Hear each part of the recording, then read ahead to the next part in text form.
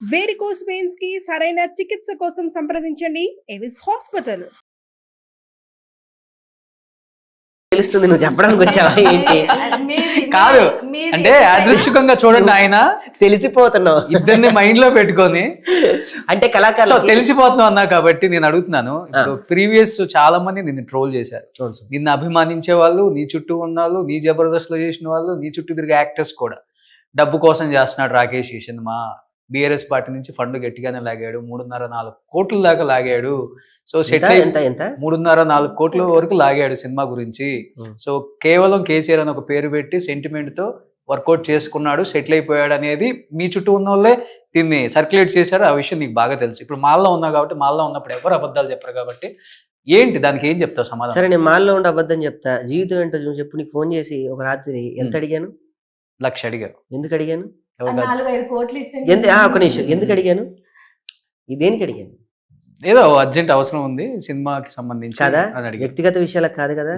నువ్వు ఇచ్చావా ఇవ్వలేదా అని కాదు, నాకు అడగాలన్నీ కనిపించడమే అక్కడే కొంత అభిమానం. ఇచ్చిన వాళ్ళకి నేను సమాధానం చెప్పుకోవాలి కదా. డబ్బుంటే నాకు డబ్బు అడగాల్సిన అవసరం లేదు. ఈ రోజు నా సినిమా నా సినిమాకి నేను ఇచ్చే, నా కూతురికి నేను ఇచ్చే వాల్యూ ఏంటి? బంగారం పెట్టి అద్భుతంగా తీర్చిదిద్దాలని నేను అనుకుంటా. నా సినిమాను కూడా అంత బంగారం లాగా ఎక్కడో చూసుకోవాలని నేను అనుకుంటా కదా. మొన్నటి వరకు ఈ ఫంక్షన్ ఒక రకంగా అనుకున్నా, ఇప్పుడు ఇక్కడికి రావడానికి గల కారణం దైవాధీనమా ఇవన్నీ పక్కన పెడితే ఉన్న దాంట్లో కుదించుకొని చేసుకుంటున్నా, ఉన్న దాంట్లో చేసుకుంటున్నా. సరే 100 నోర్లు 100 అంటాయి, 100 నోర్లు అక్కడే ఉన్నాయి. ఇవన్నీ పక్కన పెడితే నేను సినిమా తీసేసా. ఇది నా సమాధానం. ఎవరికి ఏం చెప్పాల్సిన అవసరం లేదు. నేను అందుకే రూపాయి కూడా 40 నుంచి రాలేదు, ధైర్యంగా చెప్తున్నా. నువ్వు నీకు తెలుసు ట్రాన్స్పరెంట్ ఏంటో. కంప్లీట్ గా నీ చెమట వచ్చి కష్టపడిన ప్రతి రూపాయిని ఈ సినిమాకి పెట్టి, నీకు స్టేట్మెంట్ తెలుసు, నీకు వాస్తవం ఏంటో తెలుసు, నీతో నేను ఎన్ని మాట్లాడాలో నీకు తెలుసు. ఇది జర్నీ, ఈ సినిమా జర్నీ నీతోనే సగం నేను బాధలు చెప్పుకున్నానని నీకు తెలుసు. అవి ఏమైతుంది, ఎట్లా అవుతుంది, మరి ఏంటి దాని పరిస్థితి ఏంటి, దాని స్థితిగతులు ఏంటి అని అంటే, ఈ సినిమాలో గనక ఒక 4-3 కోట్లు పెట్టుంటే ఈ సినిమాని ఇంకో రేంజ్ లో తీసి ఈ పార్టీకే నేను 6 అవార్డులు తీసుకొచ్చేసేవాడిని. ఇదే పార్టీ వెనక ఇంకో ఎవరైనా ఉంటే నా దానికి ప్రీలీజ్ నేను పెట్టుకున్న ప్రెస్ మీట్కి అనసూయ రాదు. ఇదే దాని వెనక డబ్బులుండి పార్టీ ఉంటే ఒక నేషనల్ డైరెక్టర్ సాయి రాజేష్ గారు రారు. అదే రాకేష్ వెనక పార్టీ ఉంటే రోషన్ ఇక్కడ కూర్చోడు. ఫస్ట్ పాయింట్, నా కోసం వచ్చారు. అంటే ఇప్పుడు నువ్వు అన్నావు ఎవరి దగ్గర నుంచి ఎటువంటి సపోర్ట్ తీసుకోలేదు అన్నారు కాబట్టి, ఇన్ కేస్ వాళ్ళు కూడా అడుగుతారు, ఇప్పుడు మాకు సంబంధించి మా పేరు పెట్టి తీస్తున్నారు కాబట్టి క్వాలిటీ దగ్గర ఎక్కడ కాంప్రమైజ్ అవ్వద్దు, ఎందుకంటే స్క్రీన్ మీద చూసే వాళ్ళు ఇల్లేంటి ఇలా తీయించుకున్నారు, కొంచెం మంచిగా వీళ్ళని ఇచ్చి చేయించుకోవచ్చు కదా అనే టాక్ వస్తుందని ఏ పార్టీ వాళ్ళని అడుగుతారు, అది కామన్. సో అలాంటిది ఏమి ఎవరు సపోర్ట్, సంతోష్ గారు కానీ, సంతోష్ అన్న, కేటీఆర్ గారు కానీ. ఇప్పుడు రోషన్ నా వెనక ఉన్నాడు అంటే రోషన్ డబ్బు పెట్టాడు, ధైర్యం పెడతాడు. సంతోష్ అన్న నా వెనక ఉన్నాడు అని అంటే నీకు రేపు ఏమన్నా అయితే నేను చూసుకుంటావు ఎల్లు అని ఒక ధైర్యం ఎన్ని కోట్లతో సమానం. స్వామి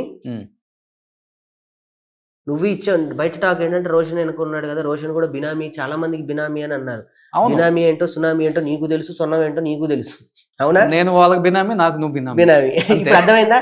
టోటల్ క్లారిటీ. స్వామి ఒకవేళ గనక కేసీఆర్ గారి ఇదే సినిమా నేను తీయాలి అని అంటే రాకేష్ సరిపడు దీనికి. బాంబేలో కూర్చొని భారతదేశాన్ని గర్వించదగ్గ ఒక పాన్ ఇండియా ఒక 300-400 కోట్లు పెట్టి తీయాలి సినిమా. ఆయన పేరుకున్న బలం, ఆయన పేరుకున్న ఆయుధం, ఆయనకున్న పవర్కి పాన్ ఇండియా వైజ్ గా తీయొచ్చు సినిమా తీయాలంటే. సో అంటే ఇప్పుడు ఆయన గురించి అంత ఎక్కువ మాట్లాడినా కానీ ఇప్పుడు గవర్నమెంట్ వాళ్ళు లేరు. ఇన్ కేసు రేపు రిలీజ్ అప్పుడు ఏమైనా ఇబ్బంది పెట్టారనుకో గవర్నమెంట్ కళాకారులకి అన్న నేను ఇదే చెప్తున్నా. మొన్న ఒక ఛానల్కి వెళ్ళి బిగ్ టీవీకి వెళ్ళి చెప్పారు, రేవంత్ గారు చెప్పారా సపోర్ట్ ఉండదు, రేవంత్ రెడ్డి గారు మీ సపోర్ట్ నాకు పూర్తిగా కావాలి. నేను చెప్పా ఎవరు ఇబ్బంది పెడతారు అని అంటే, ఒక వైట్ షర్ట్ ఒక వైట్ ప్యాంట్ వేసుకొని అదే వైట్ షర్ట్ ని మళ్ళీ రాత్రి ఉత్తుకొని పొద్దున ఇస్త్రీ చేసుకున్న వాళ్ళు ఒకటి ఉంటారు, పని పాట లేని వాళ్ళు. వాళ్ళకు ఫోన్ ఉంటది, ఆ ఫోన్ చేసి ఎవరిని తిట్టాలో తెలియక నాకు ఫోన్ చేసి ఎవరిని అంటే అనండి, నో ప్రాబ్లం. కానీ నేను వాళ్ళకు కూడా సినిమా చూపిస్తా. మేము ఒక ఛానల్కి వెళ్ళి వినయపూర్వకంగా పార్టీల అతీతంగా ఈ సినిమా చూడాలి. ఎవరన్నా వైట్ షర్ట్ వైట్ ప్యాంట్ వేసుకున్న ఫోన్ చేసి తిడుతున్నారా? తిట్టనియండి, పడితే ఏముంది, ఇంకా స్టార్ట్ అవ్వలేదా? అయింది. ఎప్పుడు నీ తెలియదే ఉంది, అయితేనే ఉంటది. మనం పట్టించుకుంటే ఈ సినిమా ఇక్కడ దాకా 22 దాకా నేను తీసుకురాలేను. ఇంట్లో గొడవలే నేను పట్టించుకోవట్లేదు, వాళ్ళని ఎవరు నేను పట్టించుకోవడానికి. ఇంట్లో గొడవలు అంటే ఏమండి ఇంట్లో గొడవలని ఇప్పుడు ఏంటి ఇంకా మీరు వేరే మాట్లాడుతున్నారంటే ఏంటి స్వామి? అంటే నేను అనేది ఏంటంటే మళ్ళీ తమ్నేల్ పెట్టావు చూడండి, అలాగే అన్ని- తమ్నేల్ పెడతాడు. అన్ని గొడవలు పడినా వచ్చి ఈ పక్కన కూర్చుందంటే గొడవ సుజాత కాదు గొప్పతనం అంటే అది. ఇల్లు అన్నాక వంద ఉంటే స్వామి చూసుకోవాల్సినవి, ఉమ్, వాటినే నేను పట్టించుకోవట్లేదంటే ఇంట్లో ఉన్న విషయాలే ఇంకా వాళ్ళని పట్టించుకోవడానికి వాళ్ళు ఎవరు స్వామి. రేపు 22 నా టార్గెట్ జనాల్ని తీసుకురావాలి. ఒక రాకేష్ అనే ఒక చిన్న మిమిక్రీ ఆర్టిస్టు ఉమ్, అక్కడ వరంగల్ నుంచి బయలుదేరి ఒక బొమ్మను పట్టుకొని సికింద్రాబాద్ లో దిగి జబర్దస్త్ అని ఒక ధనరాజు గారి పుణ్యం వల్ల జబర్దస్త్కి వెళ్ళి అక్కడి నుంచి ఇక్కడ సినిమాకి వచ్చాడంటే ఎవరిని నేను నమ్మించలేదు, ఎవరిని మోసం చేయలేదు, ఎవరికి మాటలు చెప్పలేదు, ఎవరికి కహానీలు చెప్పలేదు. ఉమ్. ఓన్లీ నా వర్క్, నా నిజాయితీ మీ ముందు నన్ను ఇలా కూర్చోబెట్టింది. 22 ప్రపంచ వ్యాప్తంగా నాకు నైజాంలో 70 థియేటర్లు, ఆంధ్రాలో 30 థియేటర్లు, ఆస్ట్రేలియాలో 10 థియేటర్లు, US లో 15 థియేటర్లు ఇవ్వరు ఉత్తగ స్వామి. ఉమ్, ఒక ఉమ్, మనిషిని ఉమ్. నమ్మితే ఎలా ఉంటుందో అదే రాకేష్. నమ్మించగలవు కూడా, కెపాసిటీ దేవుడు ఇచ్చారు మీకు. నేను ఇండస్ట్రీలో కావాల్సింది అదే. నమ్మించే అంటే ఒకటి ఇది రాంగ్ చేయాలి, అంటే రాంగ్ మాట. నేను చెప్పేది వేరే విధంగా కాదు. తప్పు. ఉమ్, నమ్మించడం అనేది రాంగ్. ఉమ్, నా మీద నమ్మకంతో రావడం అనేది గుడ్ వర్డ్. ఉమ్, నమ్మించడం అని అంటే మాయ చేయడం, మసి చేసి మారేడుకాయ చేయడం. అది నీకు ఎంతమంది చేశారో నీకు తెలుసు. ఉమ్, నేను అంటుంది నమ్మకంతో రావడం. నేను నమ్మకంతో బిజినెస్, నేను నమ్మించి బిజినెస్ చేయలేదు, ఉమ్. నమ్మించి ఇంకేదో మాయ చేయలేదు. ఓకే సినిమా తీసా, రేపు సినిమా మాట్లాడు. ఓకే. అట్లనే ఏమంటారు నమ్మించి అని అన్నారు కదా, అట్లా చేస్తే మీరు కూడా ఇంత దూరం వచ్చేటోళ్ళు కాదు స్వామి. అదే ఆ జర్నీలో వస్తూనే ఉంటారు మరి. ఈ సినిమాలో వాళ్ళు తగులుతున్నప్పుడు తప్పదు, నమ్మించాలి, తప్పదు మరి. నమ్మించకపోతే మనం వేరే వాళ్ళని నేను నమ్మించడానికి నాకు ప్రొడ్యూసర్ లేరు ఇందులో, నమ్మించడానికి డబ్బు తీసుకురావడానికి ఫైనాన్సర్ లేరు ఇక్కడ నాకు. సో ఇప్పుడు ప్రొడ్యూసర్ ఫైనాన్షియల్ అన్ని నేనే నా కాబట్టి. ఇంటర్వ్యూలో చెప్పారు, సుజాత కారం వేసాను సినిమా ప్రొడక్షన్ అమ్మాయి లేదు కానీ ఇస్తానందే అని. ఇంకొకటి ఇంటి పత్రాలు ఒకటి అది వాస్తవం. పెట్టేసి డాక్యుమెంట్స్ బ్యాంక్ లో పెట్టేశారు, ఉంది ఒకే ఇల్లు, అది కూడా పెట్టేశాడు. అంటే ఇప్పుడు నువ్వు కూడా కొద్ది గొప్ప తను పెళ్లి చేసుకుంది, ఇప్పుడిప్పుడే వెల్ ఎస్టాబ్లిష్డ్, సంపాదించాడు, ఇల్లు ఉంది, కారు ఉంది, కొంచెం బ్యాంక్ బ్యాలెన్స్ ఉంది, ఇబ్బంది లేదు, చేసుకుంటే అనుకుని చేసుకొని ఉంటాం. సిసి ఎవరైనా ఏ అమ్మాయికైనా ఉంటుంది, మినిమం రిక్వైర్మెంట్స్ అవి ఉంటాయి కదా. రోజు నన్ను అసలు అది కాదమ్మా, ఏ అమ్మాయికైనా కానీ మినిమం అసలు నా విషయంలో మీరు అసలు అలాంటిది ఆ word ఏ- ఇప్పుడు ఈ సినిమా కోసం మొత్తం పెట్టేశాడు కదా. ఆ వర్డే మీరు అసలు వెనక్కి తీసుకోరు. ఇప్పుడు ఎందుకంటే రేపు సంపాదించుకొని హ్యాపీగా ఓకే ఈయన సెటిల్ అయ్యాడు కాబట్టి నేను లగ్నం చేసుకుంటే ఈయనకున్న అన్నిటితో నేను ప్రశాంతంగా బతకొచ్చు అని అనుకునే ఆడపిల్ల నేను అసలే కాదు. ఎందుకంటే నేను పెరిగి నేను సంపాదించుకున్న తర్వాత మా అమ్మ నాయనకి ఇంటికాడ ఇల్లు కట్టించిన నేను నా చేతులతో నేను సంపాదించుకోవడం స్టార్ట్ చేసిన తర్వాత నేను ఇది దాచిపెట్టుకోవచ్చు, నేను కారు కొనుక్కోవచ్చు అని నా శక్తితోనే నేను కారు కొనుక్కున్నాను. నాకు తన ధైర్యం ఏంటంటే మరి జీరో నుంచి వచ్చింది. నేను జీరో నుంచి వచ్చిన ఆమెకు పెద్ద మెయింటెనెన్స్ కూడా అవసరం లేదు ఆమెకి. నేనే మెయింటెనెన్స్ జీరో అంటే మీకు తెలుసు స్వామి. ఆమె నాకన్నా మైనస్ లో.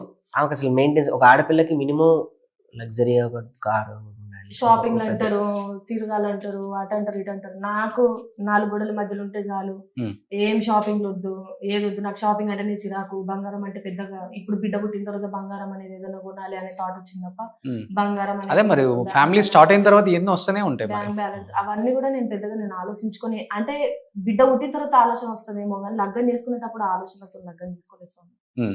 ఇన్ కేస్ మేబీ అట్లా ఉండుంటే నిజంగా ఈయన సినిమా అనే కార్యక్రమం ముందు చేసుకుంటే వద్దు అని చెప్పేసి ఆపేదాన్ని నేను. అవును, కమర్షియల్ సినిమాలు చాలా చేసుకోవచ్చు. అవును, అంటే సేమ్ జోన్ లోనే బతుకుతున్నాం కదా. జబర్దస్త్ చేస్తున్నాడు, ఇన్ని పైసలు వస్తున్నాయి, మనం ఇంకేమైనా యాడ్ చేసుకున్న మస్తు వస్తున్నాయి, మనం యూట్యూబ్ చేసుకున్నా కూడా మంచిగా వస్తుంది, దీంతో కంఫర్ట్ జీవితం బతకొచ్చు కదా అనే థాట్ మీద ఉండేవాళ్ళమేమో. కానీ ఈయన లైఫ్ అచీవ్మెంట్ ఏంటంటే జీవితంలో ఒక్కసారైనా ఏదైనా సరే నేను ఏదో ఒక అచీవ్మెంట్ నేను చేయాలి, సినిమా నేను తీయాలనుకుంటున్నాను, నేను తీద్దాం. రిస్క్ అని కూడా చెప్పుకోవచ్చు, రిస్క్ అని చెప్పుకోవచ్చు. ఇప్పుడు నీ ముందే చెప్తున్నా ధైర్యంగా, సినిమా తీసి రిలీజ్ చేయడమే సగం సక్సెస్.